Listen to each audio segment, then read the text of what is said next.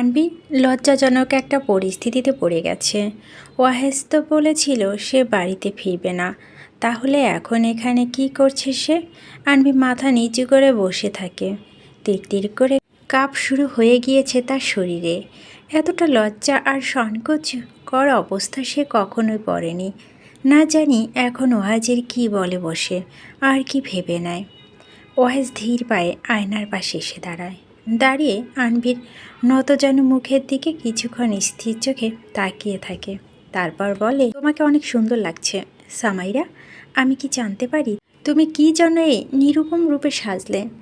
ওয়াহেজের প্রশ্নে আনবি ফট করে চোখ তুলে তাকায়। ইতিহস্ত বোধ নিয়ে বলে, না এমনি ভালো লাগছিল না তাই সেজেছি।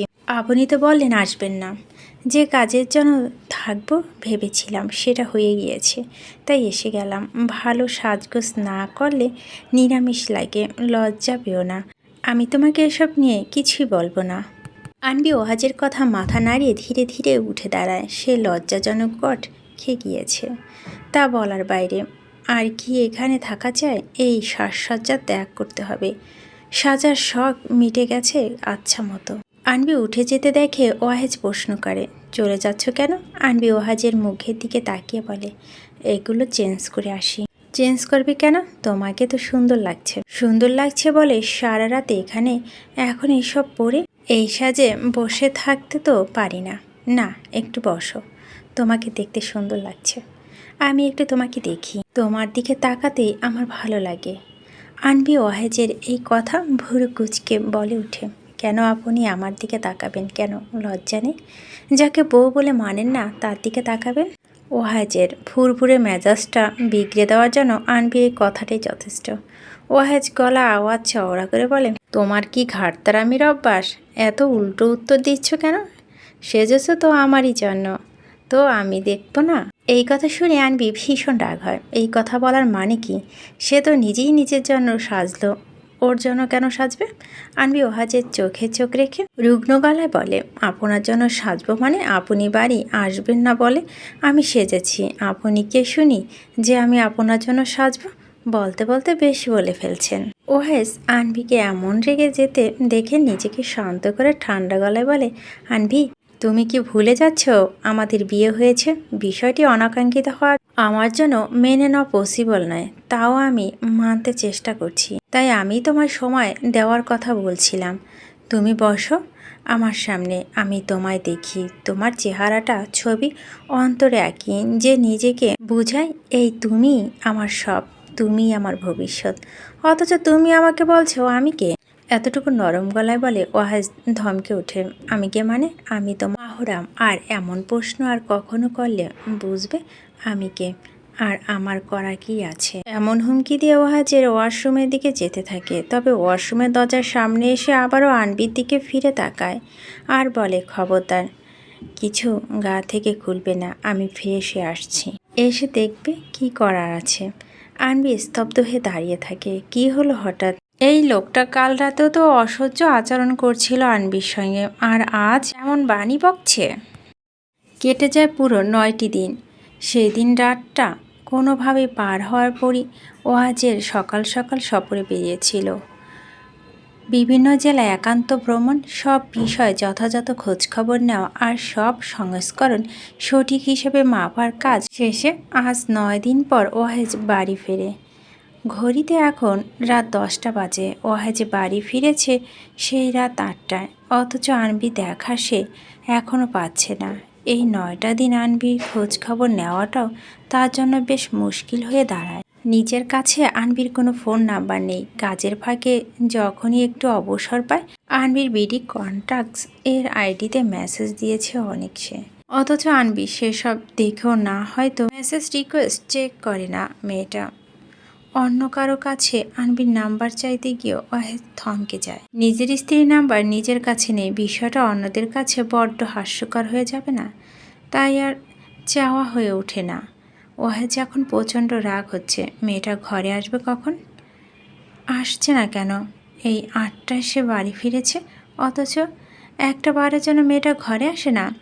এসে তো অন্তত জিজ্ঞেস করতে পারে, কেমন আছেন, কি করছেন? না, এইসব করতে হবে না, এইসব হয়তো একটু অতিরিক্ত হয়ে যায়, কিন্তু একটা বার তো চোখে দেখা দেখে যেতে পারে। অন্যদিকে রান্না করতে করতে আনবির অবস্থা একেবারে কাহিল।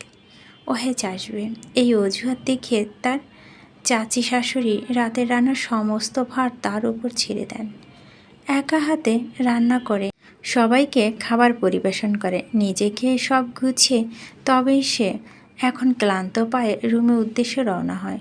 ওয়াহেজের সাথে খাবার টেবিলে তার একবার দেখা হয়েছে, শুধু এক পলক চোখাচোখি হয়েছে দুজনের, আর কিছুই না। ওয়াহেজ এলে আসুক, না এলে নেই, তাতে আনভির কি?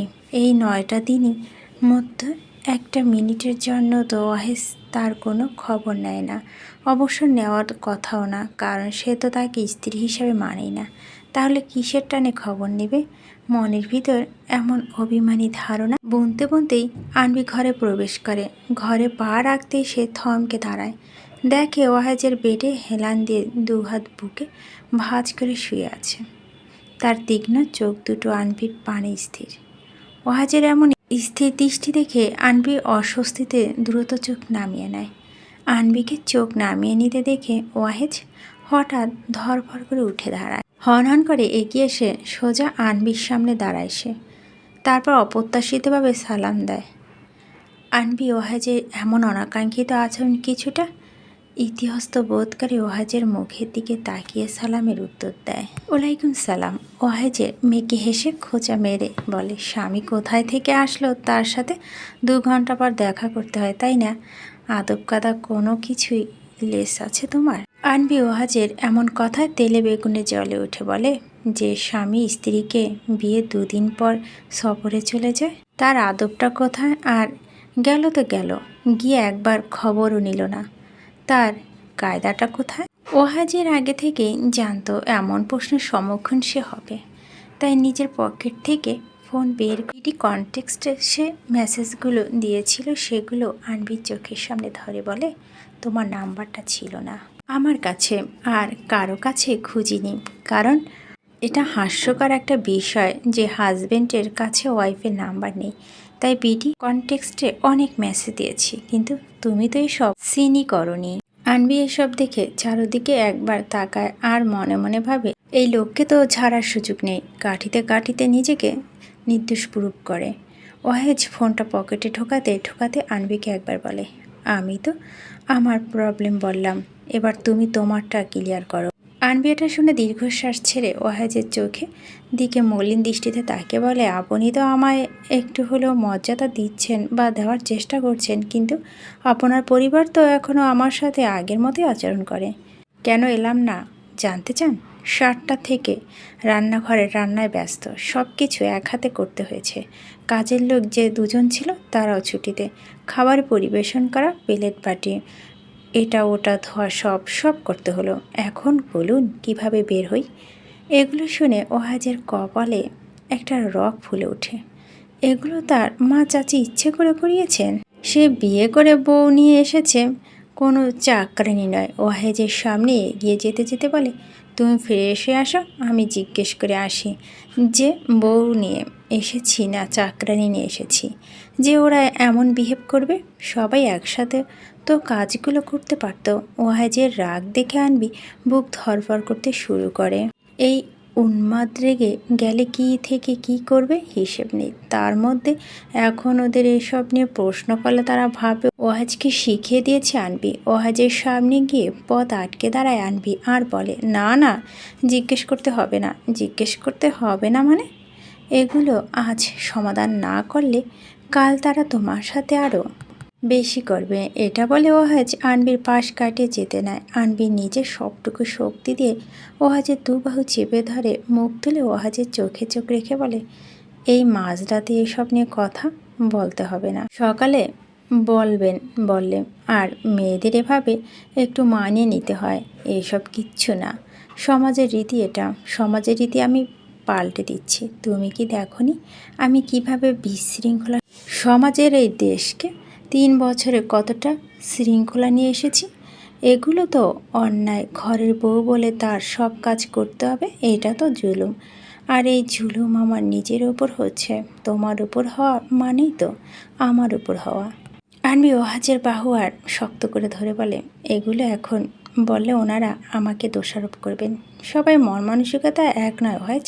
হ্যাঁ, জিজ্ঞেস করবেন, অবশ্যই করবেন, তবে সকালে, এখন না। এখন সবাই ঘুমিয়ে গিয়েছে হয়তো। আনবির কথা ওয়াহেজ কিছুটা শান্ত হয়। ওয়াহেজের চোখ নামিয়ে আনবির চোখের দিকে তাকিয়ে থাকে। দুজনের হৃদয় স্পন্দে কাঁপন তৈরি হয়ে গিয়েছে। একে অপরে এতটা কাছাকাছি দুজনে কাম্য ছিল না। ওয়াহেজ ফু দিয়ে আনবির চোখে মুখে আঁচড়ে পড়া ছোট ছোট চুলগুলো সরিয়ে দিয়ে বলে, তুমি অনেক সুন্দর সামাইরা, তোমায় দেখলে মায়া জন্ম নেয় অন্তরে।